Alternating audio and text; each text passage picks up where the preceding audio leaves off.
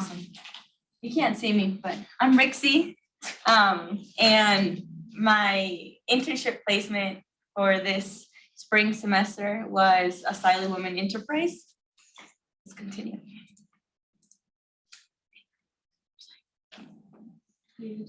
Oh, just click. Just scroll. Oh, maybe you're Okay. scroll. Oh, Mine doesn't perfect. click. Okay. So, as mentioned, the internship site is Asylee Women Enterprise. It's located at 4500 Frankfort Avenue, like in the Rosedale Overley area. My schedule for the internship is 10 a.m. to 4 p.m. And I'm working there from January to May. And I work on Mondays and Wednesdays. And at Asylee Women Enterprise, there's around 20 employees in the office, but on like typically there's only about eight employees working on the days that I work on Mondays and Wednesdays. It's a very small location. It's very hard to find. It's like hidden. So before we begin, there's you have to understand that many people think asylum seeker and a refugee is the same thing, but it's totally different. We focus on helping asylum seekers. So asylum seeker is, well, asylum is a protection granted for foreign nationals already in the United States or arriving at the border who meet the international law definition of a refugee. And a refugee is a person who has been forced to leave their country in order to escape war, persecution, or natural disasters. So what's the difference? The difference is that a refugee and an asylee is, and a refugee is granted refugee status while still outside the United States, and an asylum seeker is granted asylee status after entering the country or while seeking admission at a port of entry. So an asylum seeker has to be in the country in order to apply for asylum already. All right, so AWE's mission and history. AWE's journeys with asylum seekers and other forced migrants as they navigate the immigration legal process and while they begin to heal from past trauma and to rebuild their lives in Baltimore, Maryland. AWE was created over a decade ago by Catholic sisters from 8 different Catholic women's religious communities in Baltimore. And the founder is Molly Corbett. We began working together in 2011 to provide housing and network community to women seeking asylum in Baltimore. Now that has changed. It's more to a wider population, not just women. While AWE maintains a close relationship with the founding religious community, it is more secular. So where AWE is not focused on like religion, more of putting that to the side. Some of the services that we help out is in housing. We find housing for people who are currently homeless or they're going to be evicted from their homes. Also legal help. We refer them to different lawyers in our community. We also help with children's education, English classes, which we provide twice a week. And right now at the moment, because of COVID, it's through Zoom. And food assistance, we have a food drive where typically people would come in on a certain day, but because of COVID right now, they have to like be called and we will take it to them instead of them coming to us. So why did I choose AWE as my internship? I chose it because I'm taking a gap year. I'm about to graduate in May with a sociology degree. So I'm taking that gap year to study for the LSAT, which I plan on taking next year, so I can begin in the fall. But I also chose AWE because I've always been passionate about social justice and like helping people in my community. So when I read what the mission of AWE was, which was to help people who are immigrants or they're trying to seek a better place like I did, I thought, like this is the best place where I'm going to feel connected with everybody and where I'm going to know what to do. So that's one of the reasons. And also because AWE partners with organizations like Esperanza Center, Casa de Maryland, and other organizations that provide legal help for immigrants. So my duties as an intern are to have a set of clients who are screened to see if they fit AWE's mission. What this means is that I have about 10 people who I've been working with throughout the semester. And what I do is that I regularly check up on them every time that I go. I ask them how they're doing.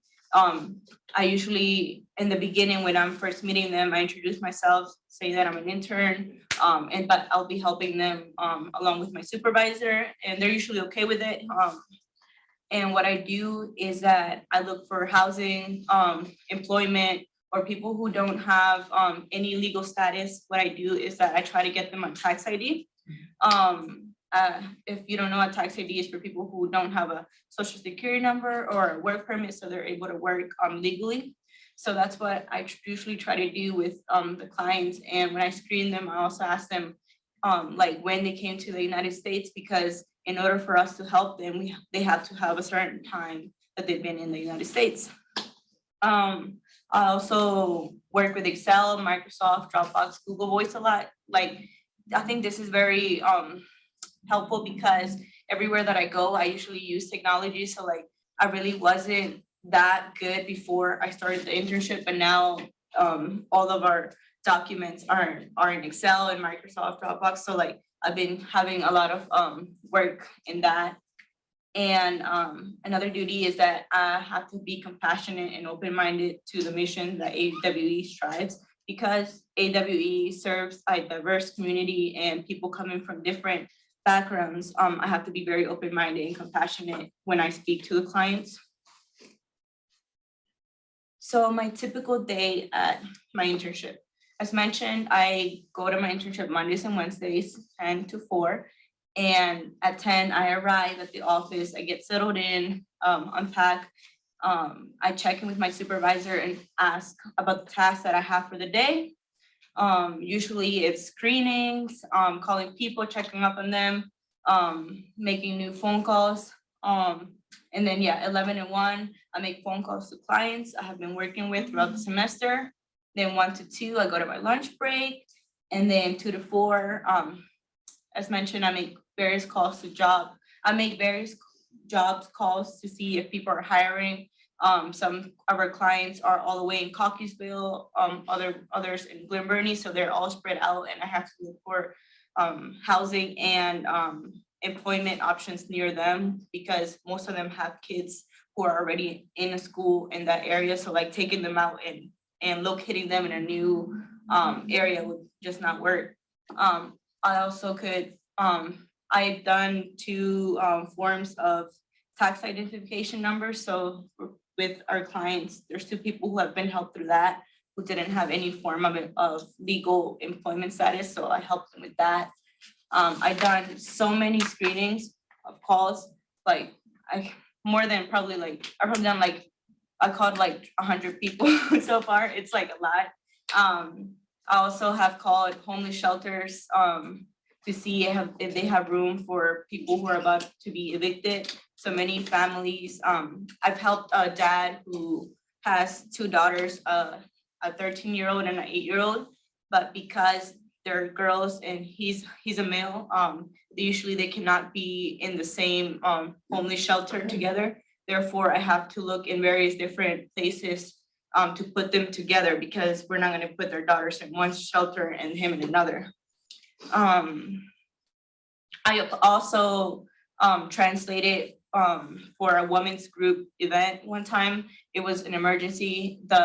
There was a women's group, means that it's like various women from different ethnicities and different languages that come together and they share a story time.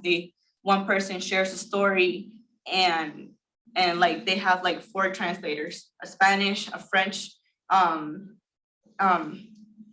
Arabic, and one more. And the person who usually translates in Spanish wasn't able to attend, and they needed somebody to translate right away. So in 10 minutes, my supervisor asked me like, hey, can you translate in this women's event? And I did. So like, that was really good, because first of all, if anybody ever translated, it's so hard. It was my first time translating. So like having somebody in French say something, and then if you miss something, you're screwed. So it's really hard. But it was really fun. And then some aspects of sociology and my internship that I have learned is how to be organized, organizational skills.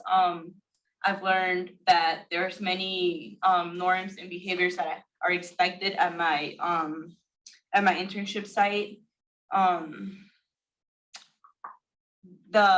One of the things that I've learned is that all my coworkers and myself are often trying to apply Irving Goffman's presentation of self, where we're constantly trying to be better than the other. Although in my internship, we all work for the same place. It's not like one is gonna go up a ranking. We're all working in the same place. We're often trying to, oh, hey, you know, I did this. So we're constantly trying to impress each other.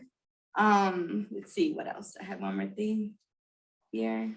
So another thing is that my confidence has increased through sociology. Does that make sense? Yes. Okay, let's continue a little bit. Maybe my thoughts come back. What have I learned through my internship? I've learned to be responsible, to prioritize my work.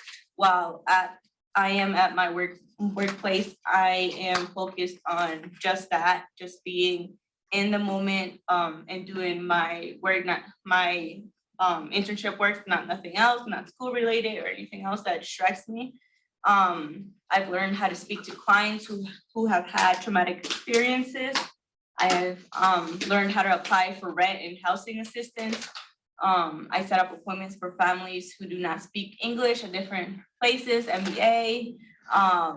And of course, I've had better understanding of different technology programs.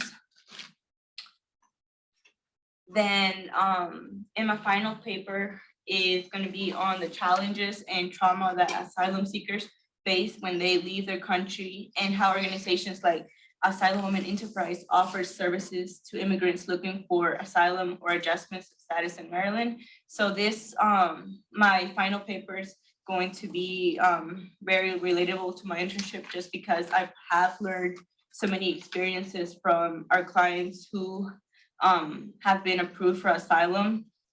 Therefore, like, my final paper has a lot to do with like how organizations like AWE have helped people and continue to help them. And that is it. Any questions?